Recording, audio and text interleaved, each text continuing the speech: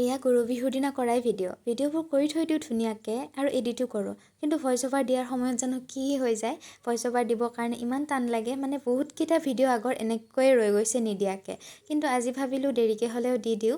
বিহু যেতিয়া শেষ হোৱাই নাই, আপোনালোকৰ গৰু বিহু আৰু মানুহ বিহু কেনেকুৱা গ'ল? আজি গোঁসাই বিহুৰ সকলোকে বহুত শুভেচ্ছা থাকিল। লগতে অসমীয়া নৱবৰ্ষৰো বহুত শুভেচ্ছা সকলোলৈ। মই ভিডিঅ'বোৰ দেখাই গৈ আছোঁ, পিছে কিবা নিয়মবোৰ পৃথক বা কিবা ভুল হোৱা যেন পালে জনাই দিব। আৰু ঠাইভিনে বাৰু নিয়মবোৰ সকলোৰে বেলেগ যেনেকুৱাকৈ আমি গৰু বিহুৰ দিনাই সকলোৱে মাহ হালধিৰে গা ধুওঁ। বহুত ঠাইত মই জনা হিচাপত মানুহ বিহুৰ দিনা মাহ হালধিৰে গা ধুৱে আৰু গৰু বিহুৰ দিনাই আমি মাহ প্ৰসাদো খাওঁ।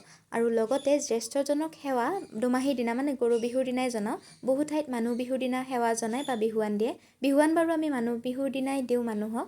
আৰু গৰুৰ কাৰণে এয়া মায়ে বিহুৱান ৰেডি কৰি আছে, মানে গৰুৰ পঘাডালত তৰা গছ বতি আছে। গৰুৰ কাৰণে বোলে তৰা গছেই মেইন বিহুৱান। আৰু এয়া কপৌ ফুলডাল মোক ককাইদেৱে আনি দিলে। গধূলি গৰুবোৰ ঘৰ সোমোৱাৰ আগতে মায়ে জগা দিব আৰম্ভ কৰিছে। জগাৰো হয়তো নিয়মবোৰ ঠাইভিনে বেলেগ হ'ব পাৰে আৰু বহু নিয়ম সময়ৰ লগত সলনিও হৈ যায়।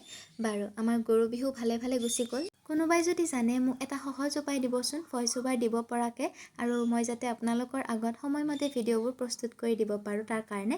আৰু ভিডিঅ'টো আজিলৈ ইমানতে এৰিছোঁ, আগলৈ সময়মতে দিবৰ কাৰণে চেষ্টা কৰিম। আজিলৈ বাই।